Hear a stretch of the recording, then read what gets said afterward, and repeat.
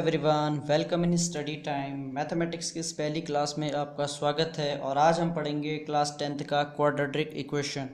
ठीक है, तो क्वाड्रेटिक इक्वेशन की बेसिक डेफिनेशन से स्टार्ट करके मैं इसे बारीकी से आपको पूरा एक्सप्लेन कर रहा हूँ। ठीक है, तो सबसे पहले बात कर लेते हैं कि क्वाड्रेटिक इक्वेशन एग्जैक्टली होती क्या है। ठीक है, an equation in which the form ax² + bx + c = 0 where a is not equals to zero. A कभी जीरो नहीं होना चाहिए। ठीक है, क्योंकि अगर ए जीरो हो गया तो डिग्री 2 ही हट जाएगा। ठीक है, तो अगर डिग्री 2 हट गया तो तब ये क्वाड्रेटिक नहीं कहलाएगी। ठीक, where A B C are real number. ठीक है, तो पहली जो बेसिक टर्म आ जाती है हमारी वो आती है रियल नंबर की बच्चों। ठीक है, तो रियल नंबर क्या होते हैं पहले वो सीख लेते हैं। रियल नंबर को कैपिटल आर से दिखाया जाता है और ये दो प्रकार के होते हैं। ठीक है, rational number Q and irrational number. Rational number आपने पढ़े होंगे छोटी क्लास में, जो p/q फॉर्म में लिखे जाते हैं। p और q इंटीजर होने चाहिए, q कभी जीरो नहीं होना चाहिए। ठीक है, ये रैशनल नंबर भी बच्चों दो प्रकार के होते हैं। नॉन इंटीजर, नॉन इंटीजर का मतलब क्या हो गया, जो इंटीजर नहीं होंगे, जैसे 2/3। ठीक है, ये एक नॉन इंटीजर है। ठीक है, और इंटीजर्स।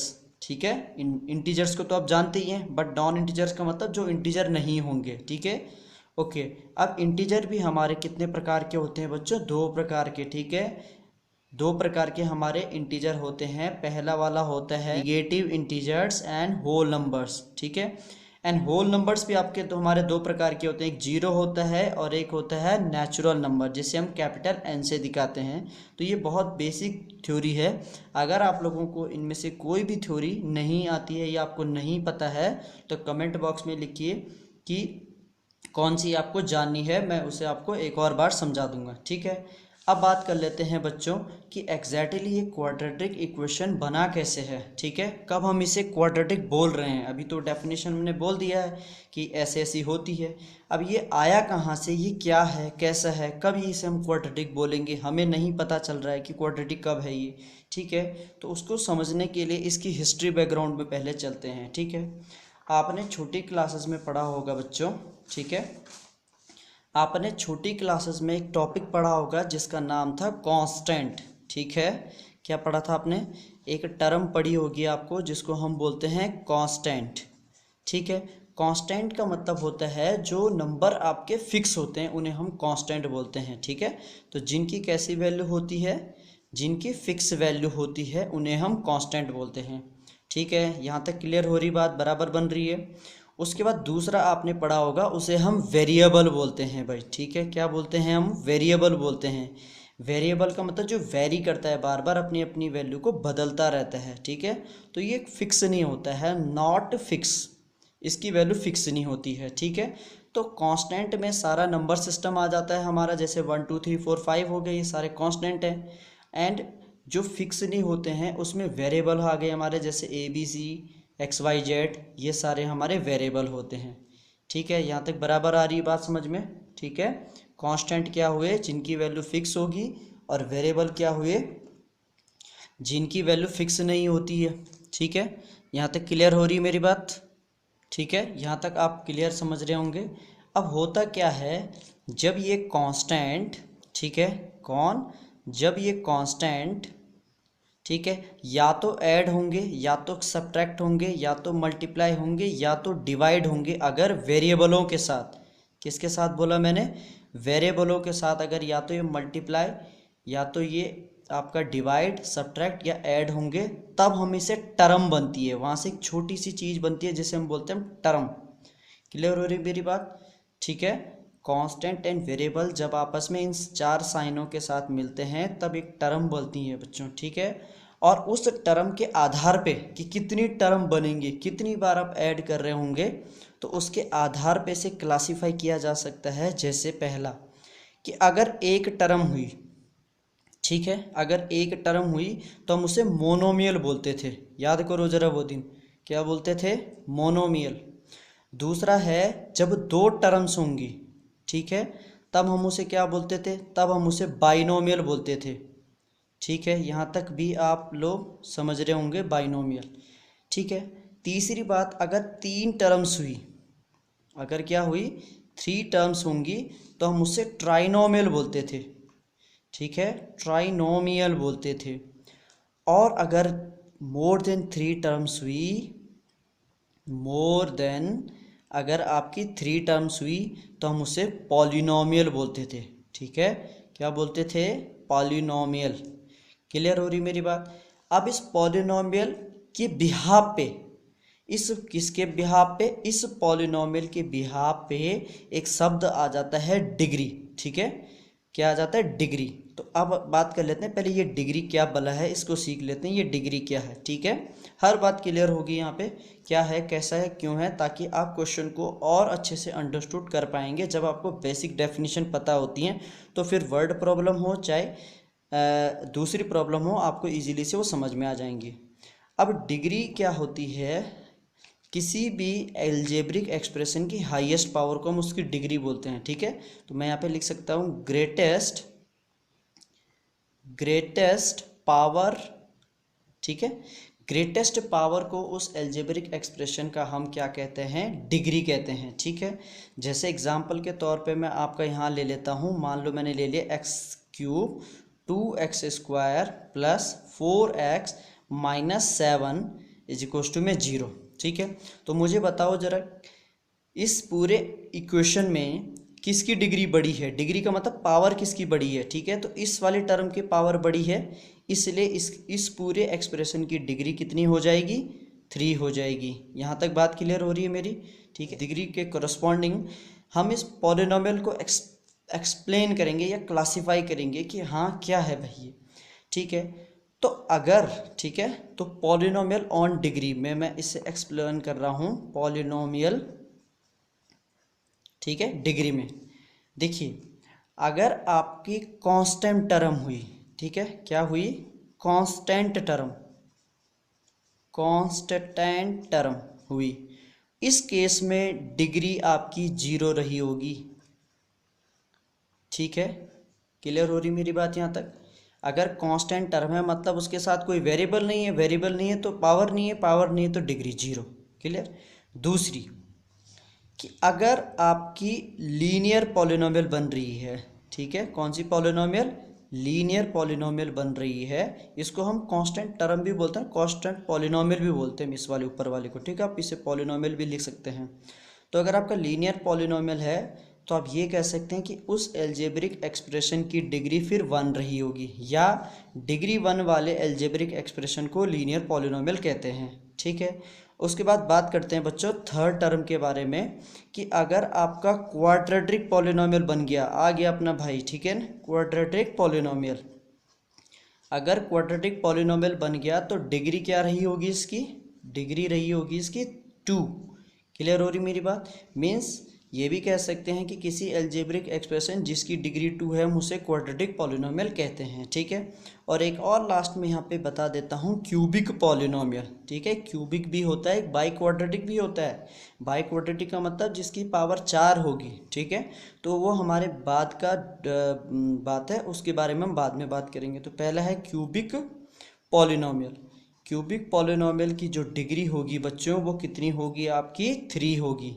ये बात क्लियर हो रही मेरी, ठीक है, यहाँ तक कोई डाउट नहीं है, कोई समस्या नहीं है। तो जो हमारा टारगेट था जिसे हम ढूंढ रहे हैं वो यही तो है, क्वाड्रेटिक पॉलिनोमियल, ये क्वाड्रेटिक पॉलिनोमियल है, ठीक है।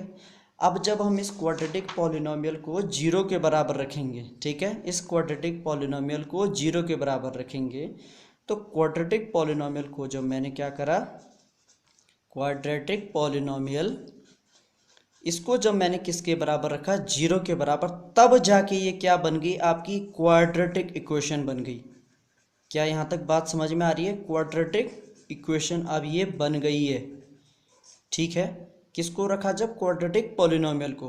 अब क्वाड्रेटिक पॉलिनोमियल की जो स्टैंडर्ड फॉर्म होती है, ठीक है, उसके ऊपर चर्चा कर लेते हैं, स्टैंडर्ड फॉर्म ऑफ। तो standard form of quadratic equation, ठीक है। तो वो स्टैंडर्ड फॉर्म होती है बच्चों इसकी ax², ठीक है, जो मैंने शुरू में डेफिनेशन में आपको बताई थी बस उसकी स्टैंडर्ड फॉर्म ही होती है, ठीक है। ax² प्लस का bx प्लस का c बराबर में 0, ठीक है। ये देखिए ये पॉलिनोमियल है जब तक ये 0 नहीं है, ठीक है, या इसे हम एक्सप्रेशन ही बोलते हैं। जैसे ये 0 के बराबर रखा वैसे ही इक्वेशन बन गई। ठीक है, क्योंकि इसकी डिग्री 2 है, क्योंकि इसकी डिग्री 2 है, इसकी जो डिग्री है वो कितनी है, 2 है। इसका मतलब इसके जो आंसर निकलेंगे, इसके जो आंसर को हम रूट भी बोलते हैं, और रूट के बाद आप उसे सॉल्यूशन नाम से भी जानेंगे, तो वो 2 ही निकलेंगे। ये बात समझ में आ रही है? जितनी डिग्री होगी उतने ही आपके रूट्स निकलेंगे।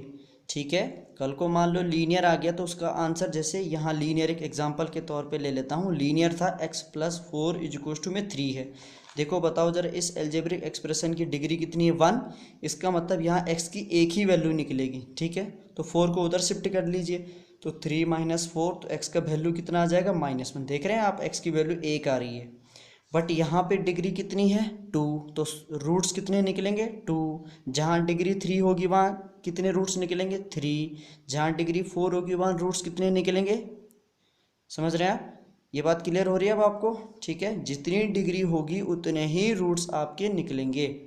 अब बात कर लेते हैं method to solve the quadratic equation. अगला टॉपिक हमारा जो है वो है method to solve the quadratic equation. ठीक है, क्वाड्रेटिक इक्वेशन को सॉल्व करने के कितने मेथड हैं। ठीक है, तो आप बात कर लेते हैं इसके बारे में। ठीक है, पहला मेथड जो होता है बच्चों वो होता है फैक्टराइजेशन मेथड। ठीक है, फैक्टराइजेशन मेथड। ठीक है, पहला मेथड होता है हमारा फैक्टराइजेशन मेथड। दूसरा मेथड होता है हमारा कंप्लीटिंग स्क्वायर मेथड। ठीक है, दूसरा मेथड होता है कंप्लीटिंग स्क्वायर मेथड। ठीक है, यहाँ तक बात क्लियर हो रही है? तीसरा मेथड होता है हमारा क्वाड्रेटिक फार्मूला। ठीक है, क्वाड्रेटिक फार्मूला। ठीक, और फोर्थ हमारे पास एक और होगा बच्चों, वो होगा ग्राफिकल मेथड। कौन सा मेथड होगा? Graphical method. मीन्स इस डिग्री 2 निकालने के लिए हमें इन 4 तरीकों की ज़रूरत पड़ेगी। इन 4 तरीकों से हम इस डिग्री 2 के क्वाड्रेटिक इक्वेशन को सॉल्व कर सकते हैं। ठीक है, यहाँ तक बात क्लियर हो रही है मेरी? ठीक है, अब बात कर लेते हैं पहले मेथड के बारे में। जो पहला मेथड है बच्चों हमारा वो है फैक्टराइजेशन मेथड। ठीक है, तो फैक्टराइजेशन मेथड क्या कहता है इसके ऊपर पहले बात कर लेते हैं। ठीक है, फैक्टराइजेशन मेथड में हमने क्या करना है, पहला मेथड है हमारा फैक्टराइजेशन मेथड। ठीक है, फैक्टराइजेशन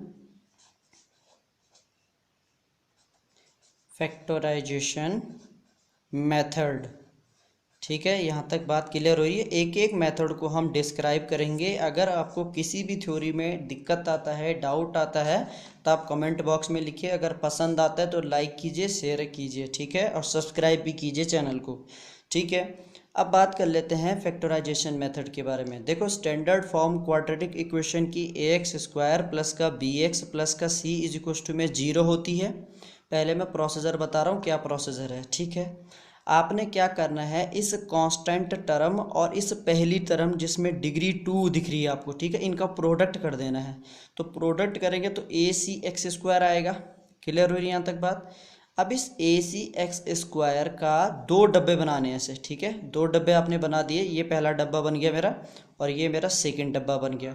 क्योंकि यहाँ x² चल रहा है इसलिए आपने एक बार x यहाँ लिखना है और एक बार x आपने यहाँ लिखना है। ठीक है, और अब 2 नंबर ऐसे बनाने हैं। ठीक है, कितने नंबर? 2 नंबर ऐसे बनाने हैं। मान लो मैं उनको P और Q मान लेता हूँ। P और Q वो 2 नंबर रहे होंगे। ठीक है, जब आप उनको या तो प्लस करेंगे या तो माइनस करेंगे, ठीक है, तो बीच वाला नंबर ये B आना चाहिए। ठीक है, कौन आना चाहिए? B। और जब आप उन दोनों नंबरों को प्रोडक्ट करेंगे तो ये AC आना चाहिए। AC कौन है? जो x² के आगे ये नंबर लिखा हुआ आपने। ठीक है, ये AC आना चाहिए। ठीक है, अब इस प्रोसेस को समझने के लिए पहले क्वेश्चन कर लेते हैं कि क्या कहना चाह रहा हूँ मैं। ठीक है, तो मान लो मैंने क्वेश्चन आपको दे दिया है। ठीक है, क्वेश्चन इस तरह से है आपका x² प्लस 7x प्लस 10 = में 0। ठीक है, ये क्वेश्चन है, ज़रा इसको समझिए पहले। क्योंकि यह एक्स स्क्वायर का कोफिशिएंट 1 है, ठीक है। तो 1x स्क्वायर जब 10 के साथ मल्टीप्लाई करेगा तो 10x स्क्वायर देगा कि नहीं देगा। क्लियर हो रही है यहाँ तक बात। अब आपने इसके 2 डब्बे बनाने हैं ये, ठीक है। ये पहला डब्बा हो गया मेरा और ये मेरा सेकंड डब्बा हो गया। दोनों में x लिख देना है, ठीक है। यहाँ भी लिख दिया, यहाँ भी लिख दिया। अब मुझे 2 नंबर ऐसे ढूंढने हैं जिनका मैं सम या सबट्रैक्ट करूँगा तो 7 आना चाहिए, और जब मैं उनका प्रोडक्ट करूँगा तो 10 आना चाहिए, ठीक है। तो आपको दिख गया होगा 2 नंबरों का प्रोडक्ट 10 आएगा। वो कौन नंबर हो सकते हैं, 5 और 2। तो यहाँ 5 और 2 हो गया। देख रहे हैं आप, जो मैंने यहाँ पी और क्यू बोले थे वो 5 और 2 हैं। तो जब आप 5 को 2 के साथ ऐड करेंगे तो 7 आ जाएगा, और जब आप 5 को 2 के साथ प्रोडक्ट करेंगे तो कितना आ जाएगा, 10।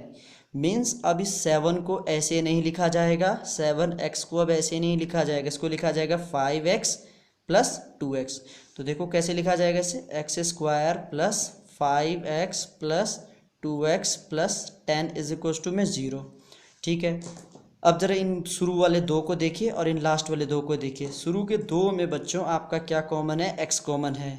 अंदर क्या बच जाएगा आपका, x प्लस 5, फिर प्लस इन लास्ट के 2 टर्म में क्या कॉमन है, 2।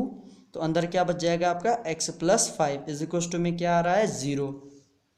अब देखो इस पूरी कहानी में x प्लस 5 फिर कॉमन है। देखो x प्लस 5 इसके पास भी है, इसके पास भी है। उसको हमने बुला दिया भाई बाहर आ जा। अंदर क्या बचेगा, x प्लस, देखो ये तो बाहर आ गया, इसका ये बाहर आ गया, तो क्या बचेगा 2 इज इक्वल टू में 0। तो हमारे पास जो रूट आ गए बच्चों वो आ गया आपका x प्लस 5 और x plus 2 is equal to में 0, ठीक है। अब बारी बारी से इनको क्या करेंगे, 0 के बराबर रखेंगे। तो जब पहली बारी को 0 के बराबर रखेंगे तो x plus 5 is equal to 0। यहाँ x का वैल्यू कितना आ जाएगा आपका, -5 आ जाएगा, ठीक है यहाँ तक। उसके बाद जब हम x प्लस 2 को किसके बराबर रखेंगे, 0, तो x की वैल्यू कितनी आ जाएगी, -2 आ जाएगी। देखो मैंने कहा था, देखो डिग्री 2 होगी तो आंसर भी कितने निकलेंगे, 2। और आज ये सिद्ध भी हो गया। x की कितनी वैल्यूज़ आ रही हैं, 2 वैल्यूज़ आ रही हैं बच्चों, ठीक है। फैक्टराइजेशन मेथड या थ्योरी पढ़ने के बाद हम क्वेश्चन भी लगाएंगे, बुक के क्वेश्चन लगाएंगे, ठीक है। तो अगली क्लास में हम सीखेंगे कंप्लीटिंग स्क्वायर मेथड, ठीक है, quadratic formula and graphical method, और उसके बाद हम बुक के कुछ क्वेश्चन करेंगे बच्चों, ठीक है। तब तक के लिए स्वस्थ रहिए, व्यस्त रहिए और पढ़ते रहिए, ठीक है।